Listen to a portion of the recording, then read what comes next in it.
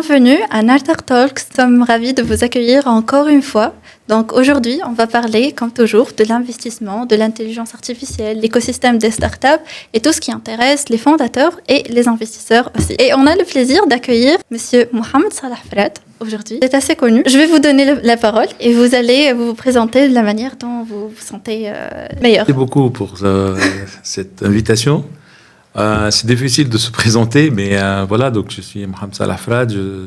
Je suis dans le monde de l'investissement maintenant il y a plus de 30 ans.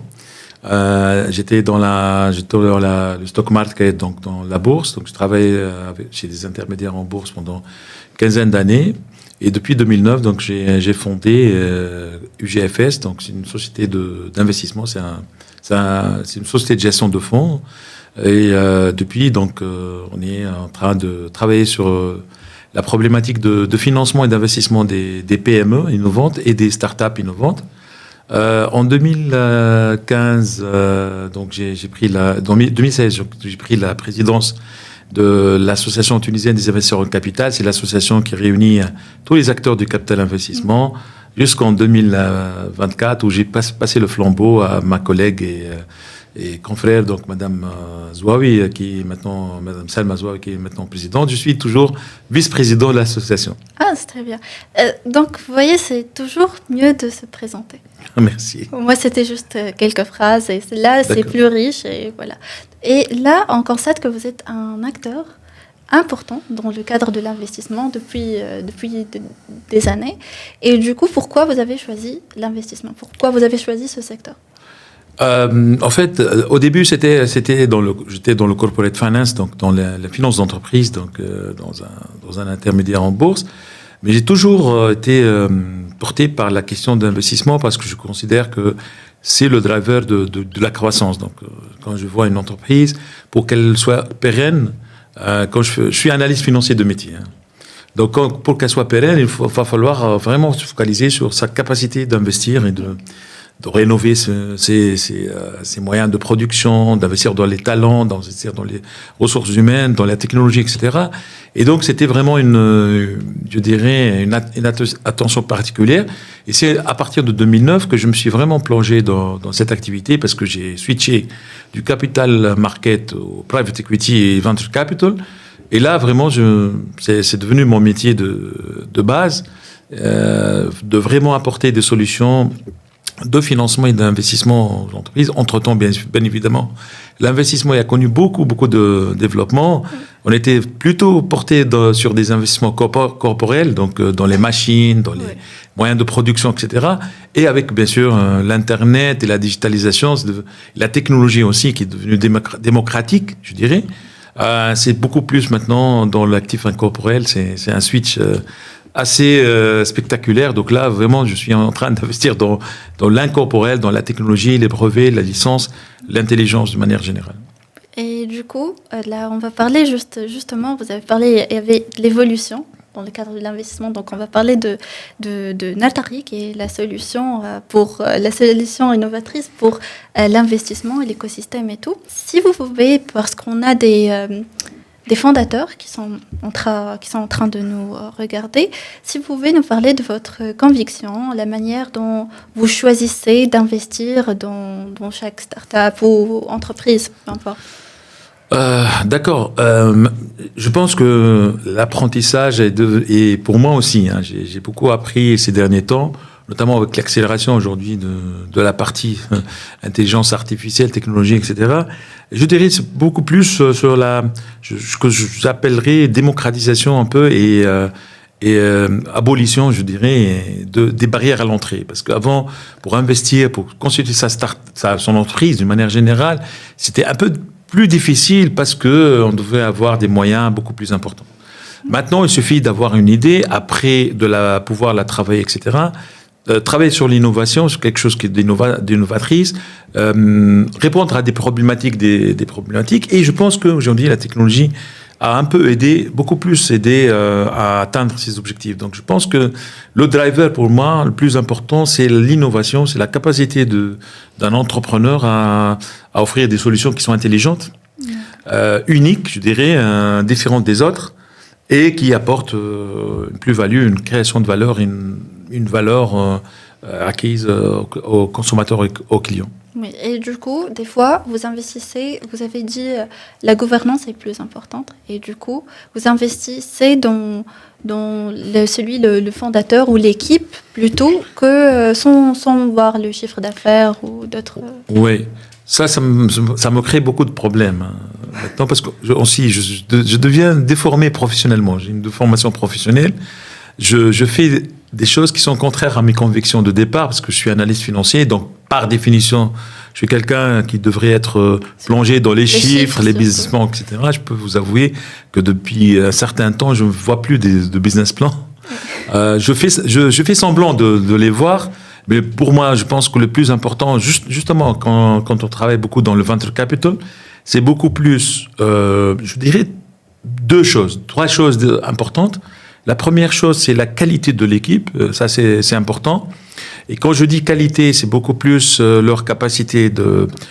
quand je dis leur, parce que je crois beaucoup au co-entrepreneuriat, co-fondation, et je pense à une équipe d'entrepreneurs, pas un seul entrepreneur. Donc, c'est beaucoup plus... on encourage beaucoup plus des gens à s'associer en équipe pour faire des startups. Ça, c'est la première chose. Donc, leur capacité... à partager, ça c'est important. Partager, c'est-à-dire? Alors partager, ils sont dans le partage. Si on n'est pas dans le partage, on va pas pouvoir réussir. Et quand je dis partage, c'est sur plusieurs niveaux. Le premier partage, c'est avec le client. Nous avons une valeur acquise au niveau de notre produit, et l'idée, c'est vraiment de le faire partager le client avec le savoir qu'on sait, le service qu'on peut donner. D'accord. Et c'est cette histoire de partage qui est très importante. Quand on va partager ça, on va transmettre cette valeur, cette création de valeur, cette utilité, je dirais, c'est important et c'est comme ça que ça peut réussir sur le marché. Après aussi, on va partager avec notre écosystème et aussi avec nos investisseurs. Si on s'inscrit dans cette dynamique-là, je pense que si je trouve des gens qui sont comme ça, je suis le premier à signer le chèque et de dire, voilà, on peut travailler avec ces gens-là. Bien évidemment, ça doit être des gens talentueux. Quand je dis talentueux, comme je disais toujours, c'est pas les premiers de la classe. Hein. Je ne vais pas regarder le premier de la classe qui ont les 20 sur 20 en maths. Non, les plus talentueux, c'est leur capacité d'adaptation, flexibilité, intelligence émotionnelle, possibilité de traiter avec humilité des choses avec humilité, beaucoup de valeurs, beaucoup de vision, beaucoup de... je dirais d'audace, voilà, donc de motivation, d'ambition, etc. C'est pas les premiers de la classe. Après aussi, c'est leur capacité d'adaptation. Ça, c'est le premier volet, c'est l'équipe des gens, l'équipe qui va... Je mise sur ces gens-là, on mise sur ces gens-là. Après, c'est l'innovation, donc on doit être dans une innovation. Et ça, c'est une arme à double tranchant, parce que ça évolue d'une manière incroyable. Oui. Donc, il va falloir vraiment être... Des fois, ça peut être innovante, une idée innovante, mais qui n'est pas applicable et tout. Oui, ça aussi. L'innovation qui peut pas être oui, exactement. Mais quand je dis innovation, c'est beaucoup plus une innovation, une solution qui est intelligente, qui est offerte à des problématiques actuelles. Voilà. C'est la scalabilité et c'est sa capacité, la capacité de la société ou la start-up à pouvoir se développer. L'exécution, je dirais. J'ai vu beaucoup de solutions, d'idées qui sont innovantes, extraordinaires, mais l'exécution qui manquait, la scalabilité, je la qualifie par l'exécution. Cette possibilité d'évoluer avec cette idée. Et pour ça, on peut avoir un apport très, très important en tant qu'investisseur, parce qu'avec le temps, etc., nous aussi, on a un retour d'expérience sur la capacité de scalabilité et on peut apporter beaucoup de choses à nos startups dans lesquelles on investit. Vous pouvez juste préciser la partie de la scalabilité? Comment ça? Alors oui, justement. Donc la scalabilité, on oublie toujours. On parle toujours d'accès au financement, etc., comme la première problématique. Moi, je crois que c'est vrai, c'est une des problématiques, mais je pense que l'accès au marché, comprendre le marché aussi bien local qu'international, et comment l'aborder, comment pouvoir donc aller sur le marché et offrir une solution qui puisse être Scalable, ça, c'est quelque chose d'extrêmement aussi important et vital pour la société. Donc, très bien. Donc, voilà. le message est direct. Je pense que vous avez tout besoin d'un conseil. Vous avez Monsieur Salah, il a partagé avec générosité ce qu'il faut pour être susceptible, pour être un bon candidat, pour qu'il puisse investir dans votre projet. On peut dire start-up, entreprise. Start-up, projet, idée, votre entreprise. projet, c'est tout. Et du coup, aujourd'hui, on a plusieurs personnes qui créent leur projet, leur start-up, et puis ça se termine. Oui. Parce qu'ils posent la question, ils vont dire bon, j'ai pas trouvé d'investisseurs, j'ai pas trouvé des fonds, peut-être que j'ai pas le bon networking, je suis pas assez connue dans l'écosystème et tout. Donc, est-ce que vous pensez qu'il est un bon pourcentage? C'est beaucoup. Oui. Beaucoup de startups, ils n'ont pas su franchir cette étape. Qu'est-ce que vous pensez de ce cadre, le cadre d'investissement, que ce soit en Afrique, MENA, dans l'Europe même? Bonne question et très bonne problématique sur la question de soutenabilité ou de pérennité des idées et des startups. Alors je l'aborde sur deux niveaux. Premier niveau, le fait d'entreprendre, c'est un succès en soi-même. Donc si vous êtes dans la dynamique de faire quelque chose et d'entreprendre une idée ou bien un projet, etc., vous avez fait quelque chose, c'est un accomplissement en soi. C'est vrai. Parce que même si la start-up ne va pas marcher, vous êtes dans une dynamique d'entreprendre, vous êtes dans une dynamique d'action, et ça, c'est quelque chose d'extrêmement enrichissant, et ça peut être un très très bon apprentissage pour une carrière même dans des entreprises. Ouais. Moi, quand je recrute, ou bien quand je conseille des amis pour recruter, quand on voit que c'est quelqu'un qui a constitué une start-up ou une entreprise et qui a échoué, entre guillemets, il a beaucoup plus de chances de réussir un deuxième coup, ou bien d'être très performant dans une entreprise. Ça, c'est quelque chose de très important. Ça, c'est le premier volet. Alors, deuxième volet, c'est aussi, encore une fois, c'est cette capacité d'adaptation. Il faut être dans une dynamique d'agilité, d'adaptation. Et malheureusement, aujourd'hui, quand on voit nos jeunes, etc., ils n'ont qu'un seul chemin de réussite, etc., qui est être performant dans toute la chaîne, etc. Quand on le dit, par exemple, est-ce que vous êtes aujourd'hui prêt, par exemple, à mettre en co-traitance, je sais ce que je dis, co-traitance, votre solution. Et tu dis, c'est quoi la co-traitance? Oui, la co-traitance, c'est peut-être s'allier avec d'autres personnes, d'autres startups pour essayer de faire quelque chose ensemble. Est-ce que vous êtes dans la dynamique de sous-traitance? Est-ce que vous êtes dans la dynamique de co-développement? Est-ce que vous êtes dans la dynamique de joint venture, etc. Donc, on veut vraiment que entreprendre d'une seule manière. Il va falloir peut-être être beaucoup plus... et ça, c'est une des, je dirais, des faiblesses aujourd'hui de notre écosystème, c'est qu'on a dessiné pour ces jeunes-là qu'un seul parcours de réussite qui va dire que vous allez faire la meilleure start-up du monde, vous allez exploser, etc.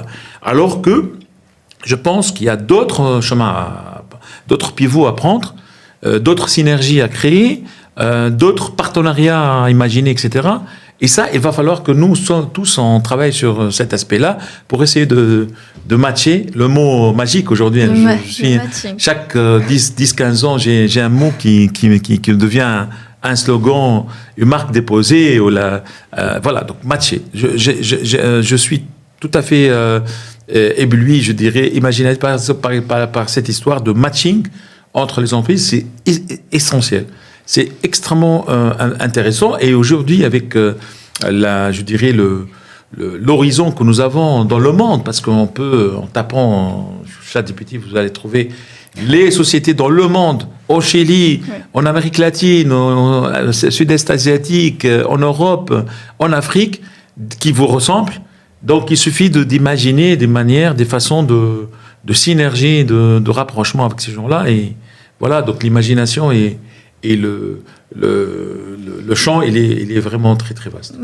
Mais des fois, je pense, on n'a pas, mais maintenant on a, c'est Naltaqi.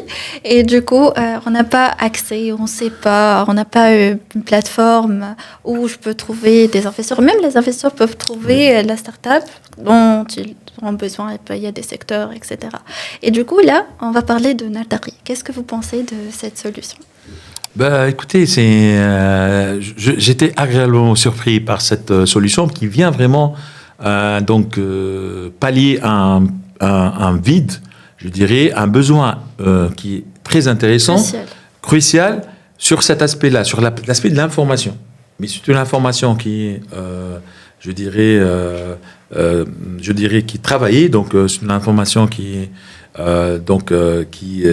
permet aux acteurs de pouvoir justement tisser ce genre de partenariat, ce genre de relations pour le profit des startups et de l'investissement de manière générale. Exactement. Et du coup, on a les investisseurs, on a les fondateurs dans la même plateforme, de l'Europe, par exemple, Bénin, Afrique, tout le monde. On peut dire tout le monde. Et puis, ils ont accès à travers de plusieurs techniques de l'intelligence artificielle. On ne va pas être très technique, mais de l'intelligence artificielle, il y a une sélection qui se fait. Et là, vous allez trouver votre investisseur par mérite, bien sûr, et non pas, même si vous n'avez pas un bon réseau, un bon networking et tout. Et pour les investisseurs, et aussi, ils peuvent trouver d'une façon plus facile. On trouve aujourd'hui, il y a des VC et tout, ils sont dans les événements, les summits, etc. Moi, si tu poses la question, je vais te dire, pourquoi tu es là? Je suis à la recherche des startups. Mais les startups, ils sont partout. Ils vont vous dire, en fait, non, moi, je cherche start-up dans les tech ou c'est difficile pour eux. Et maintenant, c'est beaucoup plus facile. Et je pense que c'est révolutionnaire aussi. Oui. Donc, voilà. Je veux ajouter une chose sur cet aspect-là. Donc, à chaque fois qu'on me demande comment vous voyez un peu, par exemple, le marché des start-up, l'innovation, etc., dans nos pays, en Afrique, Tunisie, etc., je pense toujours à cette espèce de ce qu'on appelle l'internationalisation. Mais comment on peut avoir l'internationalisation si on n'est pas capable aujourd'hui de diffuser cette information avec des acteurs qui sont internationaux? On oublie toujours que les VC, par exemple, internationaux, c'est beaucoup plus, c'est vrai, des VC qui investissent, mais qui ont des networks extraordinaires, qui ont un réseau, qui ont des marchés aussi derrière, qui ont dans leur portefeuille des sociétés, des startups, etc., qui peuvent être une opportunité pour nous, comme je viens de dire, de sous-traitance, de co-traitance, co-développement, d'investissement, de joint venture. Donc, il y a pas mal de choses dans lesquelles on peut bâtir des business, un flux d'affaires. Et quand on dit un flux d'affaires noyé dans la technologie, dans l'intelligence artificielle, c'est la création de valeur. Ouais. Je vois un peu l'investissement, je me trouve dans ce genre de solution, franchement, que je salue et que j'encourage. Exactement. Oui, on a l'honneur et le plaisir que les fondateurs sont des Tunisiens. Ça vient de nous, encore une fois. Donc, Liad Ajouini et Jesser Bedoui, les deux fondateurs, on vous salue. Voilà, donc on va parler on va se plonger encore plus dans l'investissement et tout. Les erreurs. Ouais. Alors, c'est bon, on a trouvé l'investisseur. Quelles sont les erreurs à éviter durant l'investissement? Il y a plusieurs erreurs. Je vais commencer peut-être par la première, parce que c'est la période la plus critique, je dirais, c'est vraiment au départ. D'accord. Il y a une autre période, et je vais en parler après. Donc la période la plus critique, donc les erreurs, c'est de ne pas être accompagné, bien accompagné. Donc pour moi, c'est primordial d'avoir, avec la start-up en very early stage, d'avoir des incubateurs, des coachs, des mentors, etc. Même si, quand on pose la question à des fondateurs, ils vont te dire mais quelle est la raison pour ça? Je ne vois pas l'utilité, il ne m'apporte rien, etc.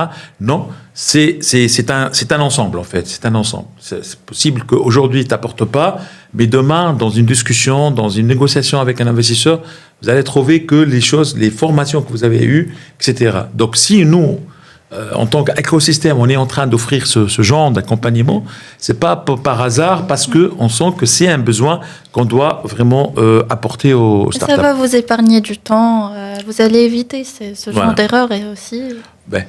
ça, c'est la première chose. Deuxième chose, je pense, c'est le phasing, parce qu'on est dans une période critique. Alors, on a un argent qui est limité, on a des challenges qui sont assez importants, et de l'autre côté, bien évidemment, le temps, c'est notre ennemi. Notre plus grand ennemi, c'est le temps. Donc ça, il va falloir vraiment mettre en place la bonne formule, la sauce secrète, pour ne pas être dans une situation là où vraiment tu as quelques dollars pour atteindre ton objectif, ton milestone, et tu ne l'as pas. Et du coup, c'est fini parce que tu n'as pas de ressources, etc. C'est ce que j'essaie de dire. Donc, il va falloir vraiment planifier les premiers mois avec le cash burn, etc. et être capable de mettre en place des stratégies et venir aux investisseurs bien avant, pas la veille. C'est ce que je dis à mes startups. Ne venez pas la veille pour me dire, voilà, demain, j'ai pas de quoi payer les loyers, etc. Il va falloir vraiment se projeter. Et pour faire ça, il va falloir être dans une dynamique vraiment de startup. Les recrutements très inutiles, les dépenses inutiles, etc. Donc, tout doit être vraiment condensé pour essayer de maximiser, c'est-à-dire alors rallonger cette période-là d'incertitude. Donc, pour la rallonger, il va falloir vraiment tirer sur les coûts et être dans une dynamique, franchement, de développeurs, de gens qui vont vraiment mettre de leur temps, de leur effort, etc. Donc, ça, c'est la première période.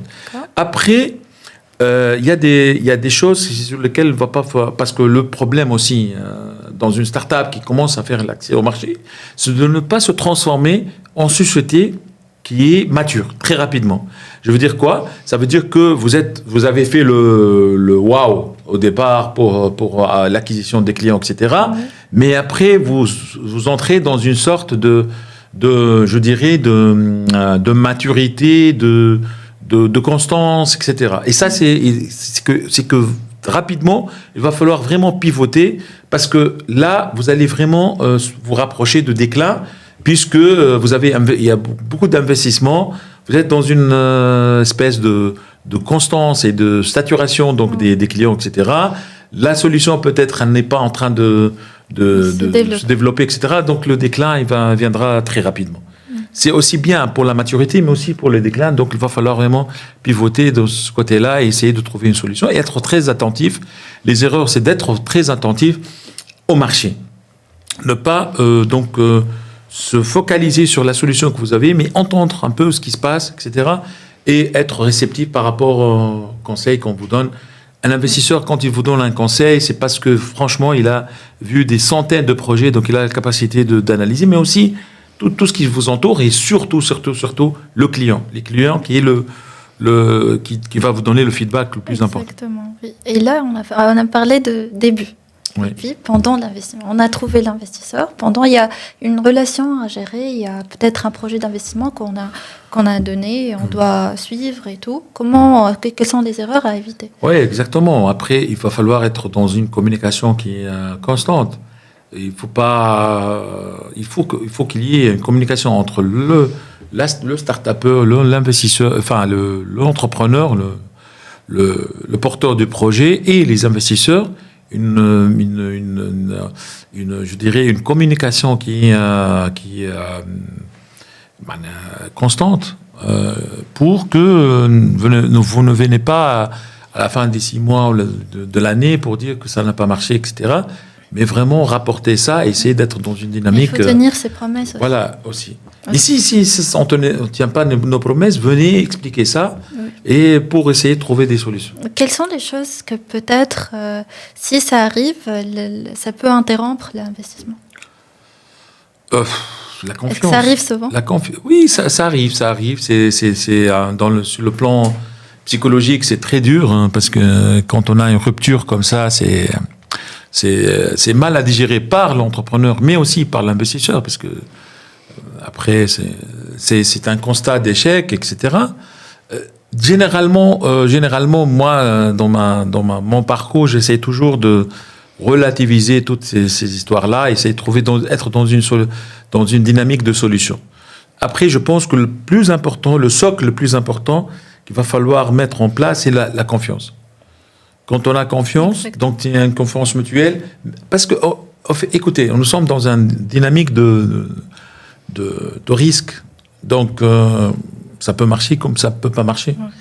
Si ça marchait pour tous nos projets, on aurait été les hommes les plus riches du monde. Exactement. C'est pas la réalité. Et donc voilà, donc il va falloir être dans une dynamique de confiance mutuelle et de franchise et d'échange d'informations, pas de biais d'informations, essayons d'avoir l'information pas biaisée, pas d'asymétrie d'informations. Et voilà, donc ça fait que même s'il y a des problèmes au sens même majeur, la séparation, la fermeture, je dirais la liquidation de la société se passe dans les meilleures conditions. D'accord. Et du coup, moi, j'approuve aussi, mais il y a un côté, vous avez parlé de la confiance. La confiance, ça vient de l'équipe, normalement, parce qu'on est dans une relation avec une équipe.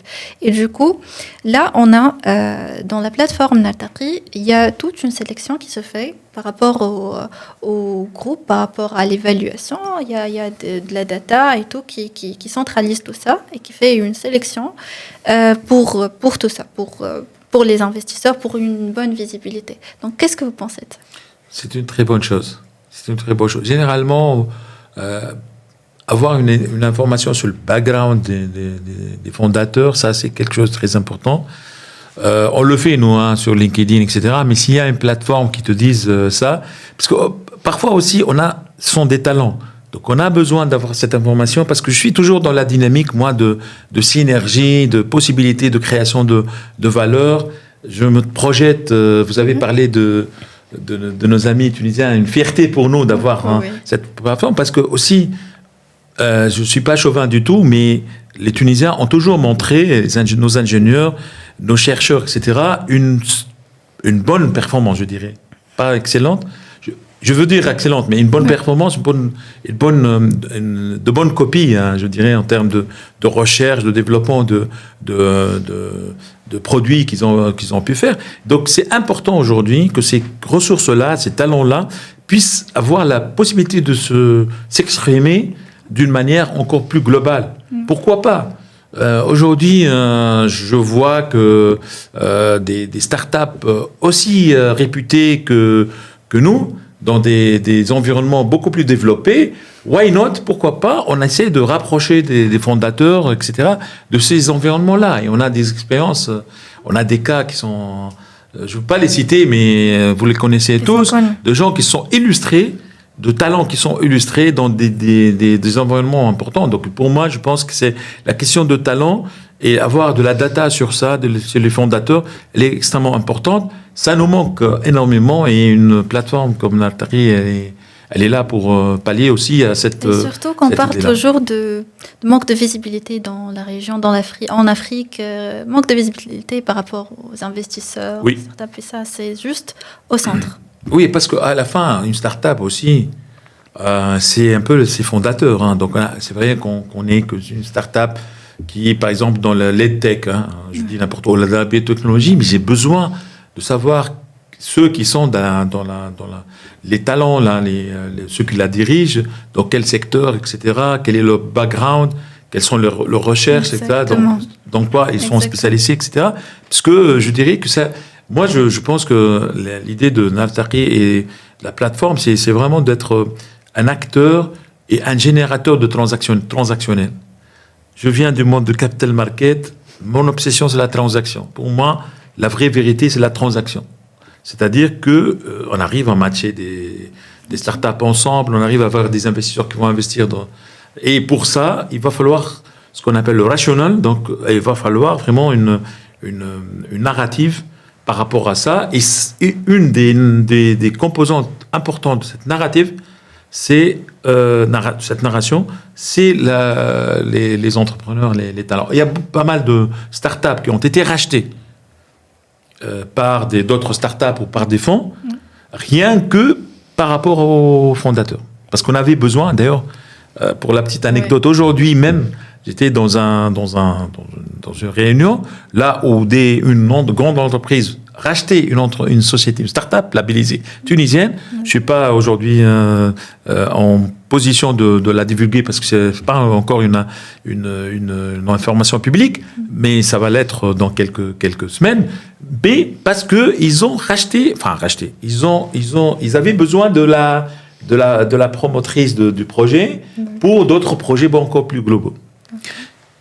j'ai discuté avec une amie, elle me disait, est-ce que c'est ça la motivation? Elle n'était pas très motivée par rapport à ça. Elle disait, mais si on a toutes nos startups, etc., vont être rachetées par une grande entreprise, qu'est-ce qu'on aurait fait, etc. Moi, je suis dans une dynamique pragmatique, franchement. Trop pragmatique, pas de sentiment sur ça. C'est vrai que, bon, parce que c'est... Mais finalement, l'utilité de cette start-up, c'est pas parce qu'elle reste start-up à la fin. Il va falloir qu'elle devienne PME avec une technologie derrière. Et c'est pour la création de valeur, etc. Donc, je suis dans une optique, je dirais, macroéconomique et écosystème beaucoup plus qu'individuel. Exactement. Je trouve que vous êtes très généreux par rapport au conseil et tout. Donc c'est très bien. Je pense que même l'équipe elle pense la même chose. Donc on n'est pas seul ici donc au studio. Je pense. C'est la question de.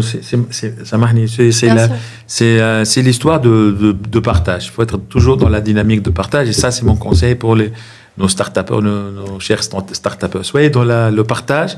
Il y aura toujours le retour d'ascenseur qui sera là. C'est une loi de l'attraction, c'est une loi de la nature.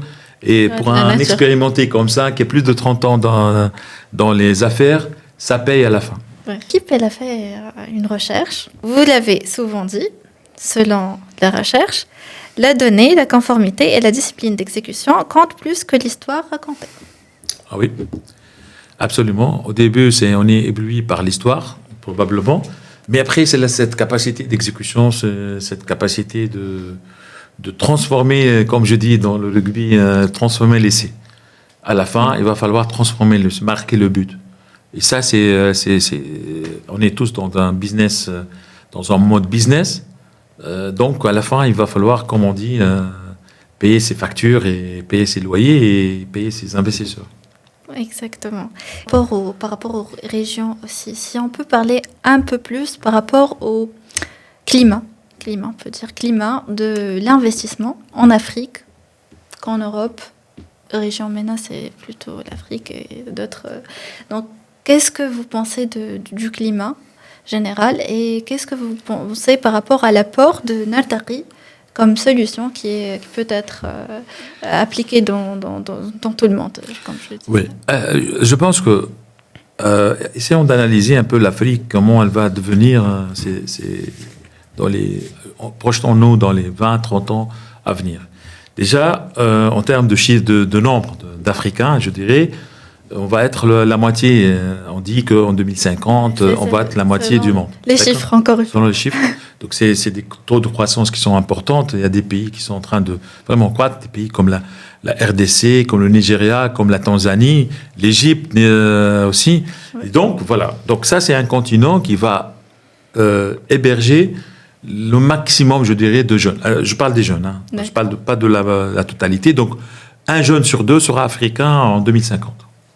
Et donc, on ne sait pas comment ça va évoluer, mais si on arrête l'horloge aujourd'hui sur la partie technologique, donc ce sont des gens qui méritent d'avoir de l'éducation, de la santé, de l'énergie.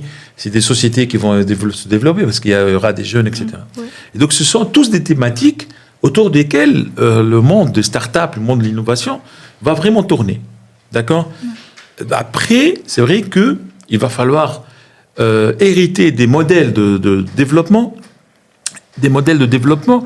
qui ne sont pas vraiment très similaires aux pays développés. Je parle de la question, par exemple, de l'énergie.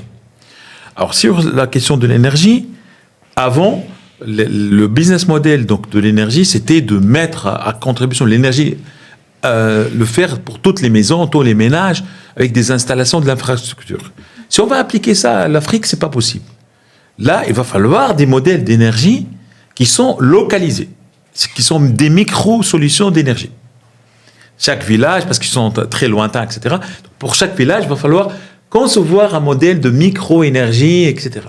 La circularité aussi, donc des micro-systèmes de circularité sur un village qui est basé en Côte d'Ivoire, donc tout un modèle, comment tu vas faire pour que à la fois tu crées de l'énergie, tu traites l'eau usée, tu mets de la médecine, e-médecine, donc électronique, donc médecine à distance, tu ne peux pas mettre tous les médecins à faire les allers-retours, etc.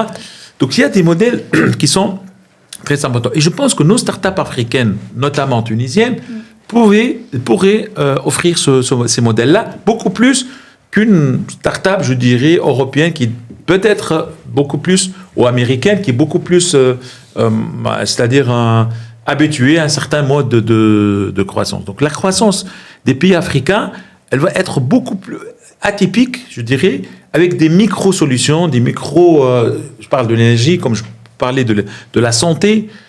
Tu ne vas pas pouvoir faire de grands hôpitaux en Afrique. Ça va être des mini-stations qui vont mixer entre, je dirais, télémédecine. Les médecins ne peuvent pas aller là-bas. Et avec quelques solutions de soins localisés, mais après, tu trouves des moyens pour essayer préventive aussi. Donc voilà. L'éducation aussi. L'éducation, tu ne pourras pas construire des écoles comme on l'a fait, donc, par exemple en Tunisie, les écoles, mais c'est beaucoup plus des écoles virtuelles pour essayer d'aller avec le savoir. Donc je pense que c'est des modèles qui vont, l'agriculture aussi, et on peut avoir des modèles extrêmement importants. Et ces modèles-là, nos pays, par exemple l'Afrique du Nord, je parle Égypte, Tunisie, Maroc, Algérie, peuvent être des pourvoyeurs de solutions de ce niveau-là. C'est très intéressant parce que vous avez une vision optimiste sur l'Afrique, ce qui est très bien, parce qu'avant on est plutôt on est l'Afrique, on n'est pas. Maintenant on croit en nous. Donc, et on est là pour bâtir l'avenir, et c'est le plus important, et c'est à partir de ça qu'on peut créer plutôt la révolution, notre révolution à nous, et sans chercher aussi les marchés traditionnels, en ayant toujours fixé vers l'Europe. Et là maintenant, donc on a presque terminé, mais je veux savoir si vous avez quelque chose à dire par rapport, je sais pas, les investissements, par rapport à une anecdote peut-être que... Là, je vais peut-être vous parler de... Vous avez une expérience riche, donc... oui, alors je vais peut-être profiter de parler de ma... Je suis étudiant maintenant. Je prépare une thèse de doctorat sur l'innovation. Alors l'innovation, et je l'ai traité, ce que je disais, hein, c'est un peu le résultat de mes recherches, sur l'innovation pour dire donc il y a bien sûr d'autres chercheurs qui m'ont précédé et qui ont parlé de ça, c'est que l'innovation dans les pays développés, elle est diamétralement et opposée, je dirais, et différente de l'innovation dans les pays en voie de développement. C'est deux choses différentes. Comment? Parce que justement, innovation, on ne peut pas les comparer. Hein. Innovation dans Finlande, par exemple, avec des centres de recherche hautement, avec des sociétés qui sont sophistiquées, etc. C'est pas la même recherche, c'est pas la même innovation, pardon, dans un pays où t'as pas l'infrastructure nécessaire, où t'as pas l'éducation nécessaire, les personnes, donc les bénéficiaires ne sont pas bancarisés, inclusion financière, etc. Donc deux choses différentes. Et vraiment, l'idée pour moi, c'est d'étudier cette histoire d'innovation dans les pays en voie de développement pour essayer de mettre en place des modèles qui soient adaptés à ça. Et l'autre problème, c'est que on veut venir avec des modèles des pays développés et les imputer, je dirais, et les mettre les adapter ou bien les mettre en place avec des pays en voie de développement. Ce que je vois que c'est le contraire. Donc, la problématique, elle est très différente. Je parle, par exemple, de l'agriculture. Il va falloir être très innovant pour pouvoir mettre de la technologie dans l'agriculture, mais dans des pays africains, par exemple. Je parle des pays africains. C'est très difficile. C'est vraiment très difficile. Par rapport à l'infrastructure. Voilà. Et donc, je pense qu'aujourd'hui, la mission, je dirais, des startups tunisiennes, je peux être toujours optimiste, nord-africaines, c'est beaucoup plus ces solutions-là, comment on peut les exporter vers des pays qui nous ressemblent. J'ai eu des discussions avec nos amis africains. Ils nous disent, venez nous apprendre comment vous avez fait, parce qu'on en a marre des modèles qui sont venus, qui ne sont pas adaptés à notre situation de pays en voie de développement. Ils voient qu'il y a un décalage, il y a un gap entre les solutions qui sont offertes. Par rapport à vous, on veut bien savoir comment vous avez fait, par exemple, pour le lancement des startups, le lancement des PME, etc., comment vous avez fait. Et on pense que vos modèles de développement sont beaucoup plus similaires à ce que nous vivons, nous, dans nos pays à nous. Je pense que on a une mission à faire. il y a eu il y a un programme, par exemple, qui s'appelle Africart. Bon, ça m'a beaucoup plu parce qu'il a permis à des startups tunisiennes d'aller voir et des PME aussi, hein, d'aller voir en Afrique des capacités de partenariat, etc. C'est des modèles qui sont assez intéressants et on pense à Nartaqi comme plateforme pour essayer d'accélérer cette possibilité pour nos startups de s'internationaliser, mais beaucoup plus d'apporter des solutions à notre cher continent qui est l'Afrique. Exactement, c'est aussi la visibilité. Ils vont voir beaucoup de visibilité. Maintenant, vous avez mentionné Africact et je suis plus que certaine qu'il y a des personnes qui vont regarder, vont dire Africact. C'est quoi? Ils vont faire une recherche. Oui. Mais si vous avez une plateforme qui met tout à disposition, c'est encore plus facile. Et là, un dernier message aux fondateurs. Un conseil pour les fondateurs pour être fundable en 2025. Je pense qu'ils doivent défendre leur ambition, défendre à fond, montrer leur attachement à ce qu'ils sont en train de faire, se battre jusqu'au bout pour ça. Et voilà, donc le travail paye à la fin, hein, donc il n'y a pas de secret.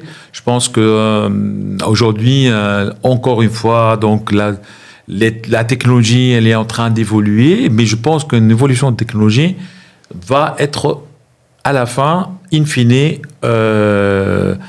donc un point fort pour ceux qui sont dans l'entrepreneuriat. Exactement. Et là, maintenant, je pense comme message, si on peut...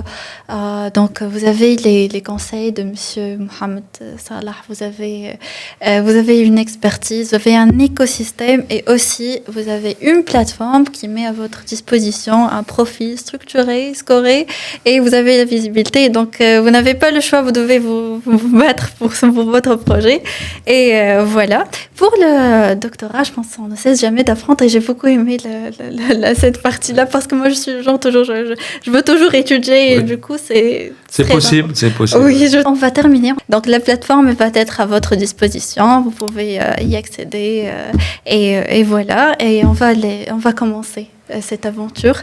Donc bon courage, c'est une équipe extraordinaire. Je pense que, voilà. Les rencontrés.